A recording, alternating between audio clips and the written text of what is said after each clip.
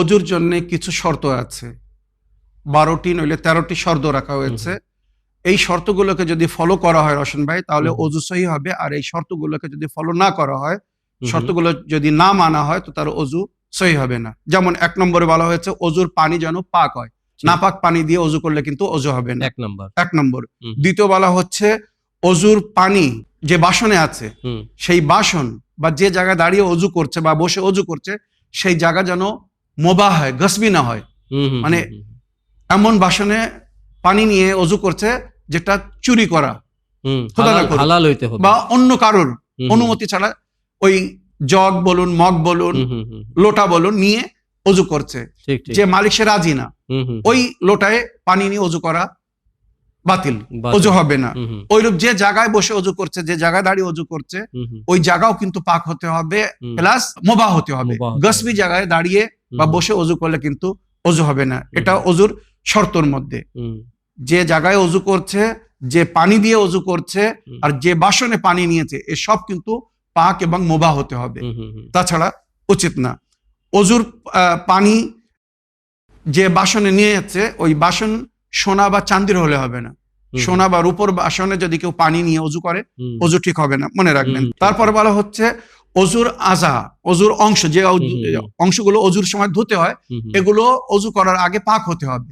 আমি চেহারায় কোনো ক্ষত না কর, কোথায় রক্তের একটা ফোঁটা লেগে আছে, নাজিস হয়ে আছে, তো অজু করার আগে ওটাকে ধুয়ে পাক করে নিতে হবে। অজুর সময় কিন্তু ওটাকে ধুলে হবে না।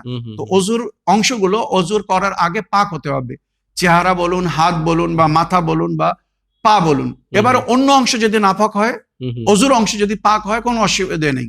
মনে কোনো পাত তলায় নেজাসাত লেগে আছে, খোদা না করুক, তো অজুর আগে যদি ধুয়ে নিতে পারে অতি উত্তম। তবে যদি কেউ খেয়াল না করে, দেখা যায়, মনে না থাকে, তো অজুর সময় মনে করেন পার উপরে মোছা করতে হয়। পার উপরে মোছা করার পরে দেখা যাচ্ছে পার সাইডে কোথাও রক্ত লেগে আছে, কোনো নাজিস লেগে আছে, পরে সেটা ধুয়ে নিতে পারে। তবে অজুর জায়গা পাক হতে হবে, ধোয়ার জায়গা বা মাসা করার জায়গা, এটা শরীয়তের হুকুম। তারপরে অজুর যে সমস্ত অংশ, মানে পানি স্কিনে, চামড়ায় পৌঁছতে যেন বাধা সৃষ্টি না করে। মনে করুন কোনো স্টিকার, টেপ লাগানো আছে হাতের উপরে, সেটাকে সরাতে হবে। কোনো কালি লাগা আছে, কোনো রং লেগে গেছে, সেগুলোকে আগে ধুয়ে পরিষ্কার করে নিতে হবে, তারপরে অজু। স্কিনে যদি পানি না পৌঁছাতে দেয়, ত্বকে মানে চামড়ায় যদি পানি না পৌঁছে, তো তার অজু হবে না। এগুলো আমি বিস্তারিত বলেছি আরো। তাছাড়া অজুর জন্য বলা হয়েছে অজুর পানি তার জন্য যেন হানিকারক, ক্ষতিকারক না হয়। মনে করেন একজন জ্বরে, সর্দি কাশিতে আছে, কোনো শারীরিক কোনো রোগে আছে, কোথাও কেটে গেছে শরীরের, অজুর অংশে কোথাও ঘা হয়ে আছে, মনে রাখবেন, তো ডাক্তার বলছে আপনি যেন পানি লাগাবেন না। যদি পানি লাগান তো আপনার ঘা আরো বেড়ে যাবে, মানে জখম আরো বেড়ে যাবে, কি শুকাতে দেরি হবে।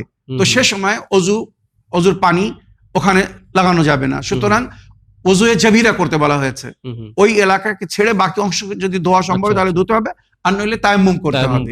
তো অজুর পানি যদি ক্ষতিকারক হয়, হানিকারক হয়, তখন অজু করা মানা, তখন তায়াম্মুম করে নামাজ পড়তে হবে। তাছাড়া শরীয়তে বলা হয়েছে অজু কাসদে কুরবাত, মানে আল্লাহর খুশির জন্য, আল্লাহর উপাসনার জন্য এই নিয়তে অজু করতে হবে।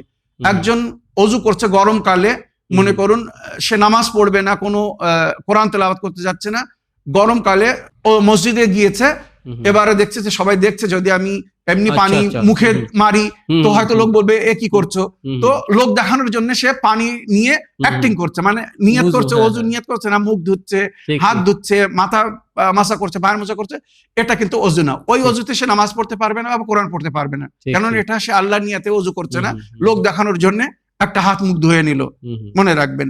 তাছাড়া অজুতে তারতিব খেয়াল রাখতে, তারতিব এবং মুআলাত। তারতিব মানে পরস্পর, স্টেপ বাই স্টেপ। আগে মনে করুন ফরজ অজু যেটা, চেহারা ধুতে হবে, তার আগে হাতের কবজি পর্যন্ত 3 বার ধোয়া, এটা সুন্নত, বা 3 বার কুল্লি করা, এটা সুন্নত, 3 বার নাকে পানি ধোয়া, এটা সুন্নত। যদি করে তো সওয়াব, না করলে অজু বাতিল না।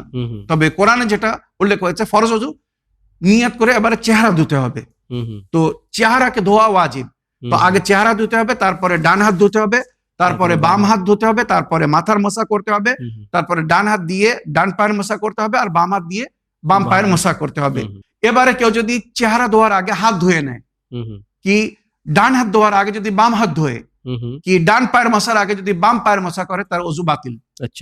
স্টেপ বাই স্টেপ, যেভাবে কোরআন ও হাদিসে উল্লেখ হয়েছে, স্টেপ বাই স্টেপ ওইভাবে তারতিবের সঙ্গে ধারাবাহিকভাবে অজু করতে হবে। দ্বিতীয় হচ্ছে মুআলাত। মুআলাত মানে পরস্পর চেহারা ধুয়ে তারপরে সঙ্গে সঙ্গে হাত ধুতে হবে, তারপরে মাথার মাসা করতে হবে, পায়ের মাসা করতে হবে।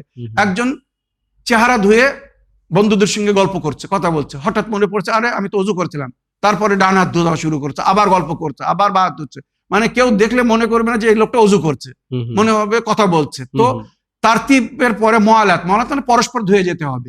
খোদা না করুক হয়তো অজু করছিলাম, হঠাৎ পানি বন্ধ হয়ে গেল, কি করব? পানির জন্য অন্য জায়গায় যেতে হবে, কি পানির ব্যবস্থা করতে হবে। তো শরীয়তে বলা হয়েছে মনে করুন চেহারা ধোয়ার পরে পানি বন্ধ হয়ে গেছে নলে, এবারে আপনি অন্য জায়গায় পানি নিতে যাচ্ছেন, তো এত দূরত্ব বা এত গ্যাপ হলে হবে না যে হাত ধোয়ার আগে চেহারা শুকিয়ে যাচ্ছে। শুকিয়ে গেলে তখন আবার পুনরায় প্রথম থেকে অজু করতে হবে। যদি না শুকায় তখন আপনি শুধু হাত ধুয়ে, মানে চেহারা ধোয়া হয়ে গেছে, হাত ধুয়ে কন্টিনিউ করতে পারেন আগে, বা হাত ধুয়ে তারপরে মাথার মোছা, পায়ের মোছা। তো অজুতে তারতিব প্লাস মুআলাত মানে পরস্পর অজু করে যেতে হবে, এটা শরীয়তের হুকুম। তারপরে বলা হয়েছে অজুর জন্য প্রয়োজনীয় সময় যেন থাকে। মনে করেন শেষ সময়, এখন যদি আমি অজু করে পানি খুঁজে অজু করে নামাজ পড়তে যাই তো নামাজ কাজা হয়ে যাবে। তো শরীয়ত বলছে তুমি অজু করো না, তায়াম্মুম করে ফটাফট মাটিতে তায়াম্মুম করে নামাজ শুরু করে দাও। অজু করতে যেয়ে যদি নামাজ কাজা হয়ে যায় তখন অজু ছেড়ে দিতে বলা হয়েছে। শরীয়তের এটা হুকুম, মনে রাখবেন। আর শেষে যেটা আমি বলতে চাই, অজু নিজে হাতে করতে হবে, যতক্ষণ সম্ভব অজু নিজে হাতে করতে হবে। একজন ধনী মানুষ, নৌকার চাকর আছে বাড়িতে, বসে আছে চেয়ারের উপরে, আমার অজু করিয়ে দাও। নৌকার এসে মুখ ধুয়ে দিল, ডান হাত ধুয়ে দিল, সে হাত দিয়ে মাসা করে দিল, পায়ের মাসা করে দিল, এটা কিন্তু চলবে না। অজুর নিজের কাজ নিজে করতে হবে। হ্যাঁ, কারোর যদি মজবুরি হয়, কারোর মনে করুন হাত হঠাৎ কেটে গেছে কোনো কারণে, হাত কাটা, সে নিজে হাতে পানি নিতে পারবে না, তো শরীয়তে বলা হচ্ছে যতটুকু তুমি নিজে করতে পারবে নিজে করতে হবে। মনে করুন হাত নিজে ধুতে পারবো না, কেউ ধুয়ে দিক, হাতও ধুয়ে দিক। মাসা করার সময় যদি ওই কাটা হাত দিয়েও মাসা করতে পারো তো মাসা করো, মাথার বা পায়ের মাসা করো। যদি সেটা সম্ভব না হয়, মনে করুন হাত এখান থেকে কাটা, কোনি থেকে কাটা, তখন অন্যর মদত দিতে পারো। তো যতটুকু নিজে করতে পারবে নিজে করতে হবে, যেটা নিজে করতে পারবে না সেটাই তখন অন্য থেকে মদত নিতে হবে। আর এখানে শেষ কথায় আমি এটা বলতে চাই যে অজু কোরআন এবং সঠিক সুন্নাত যেভাবে অজু করতে বলেছে ওইভাবে অজু করতে হবে। যদি ওইভাবে অজু না করা হয় তো অজু বাতিল। পরিষ্কার বলছি, এটাই অতি গুরুত্বপূর্ণ। তো কোরআনে কোন আয়াতে এই বিষয়ে মেনশন? জাযাকাল্লাহ, সুন্দর। সূরা মায়েদা আয়াত নম্বর 6 অজুর হুকুম বলা হয়েছে। সেখানে মানে আল্লাহর জাযাকাল্লাহ। বিসমিল্লাহির রহমানির রহিম। ইয়া আইয়ুহাল্লাযীনা আমানু ইযা কুমতুম ইলাস সালাতি ফাগসিলু উজুহাকুম ওয়া আইদিয়াকুম ইলাল মারাফিক ওয়ামসাহু বিরুউসিকুম ওয়া আরজুলাকুম ইলাল কাবাইন। হে বিশ্বাসীগণ, যখন তোমরা নামাজ কায়েম করতে যাবে, অর্থাৎ নামাজ পড়তে যাবে, ফাগসিলু উজুহাকুম, তো অজুর তরিকা কি বলছে? চেহারাকে ধোবে। ফাগসিলু গোসল, ফাগসিলু উজুহাকুম, চেহারাকে ধোবে, ওয়া আইদিয়াকুম ইলাল মারাফিক, দুই হাতকে ধোবে কুনি পর্যন্ত, এই কুনির উপর থেকে নিয়ে আঙুলের মাথা পর্যন্ত, ডান হাত এবং বাম হাত ধুতে হবে। এবারে শব্দ পরিবর্তন হয়ে গেছে, ফাগসিলু উজুহাকুম আইদিয়াকুম ওয়ামসাহু বিরুউসিকুম ওয়া আরজুলাকুম। ওয়ামসাহু, ওয়ামসাহু মানে মাসা করা, ওয়াইপ। ওয়ামসাহু বিরুউসিকুম, মাথার মাসা করো, ওয়া আরজুলাকুম ইলাল কাবাইন, পায়ের মাসা করো পায়ের গোস পর্যন্ত, কাবা উচ্চ স্থান। তো এইভাবে কোরআনে অজুর হুকুম দেওয়া হয়েছে। কোরআন বিরোধী অজু আল্লাহ মেনে নেবে না, নবী মেনে নেবেন না, শরীয়ত মেনে নেবে না।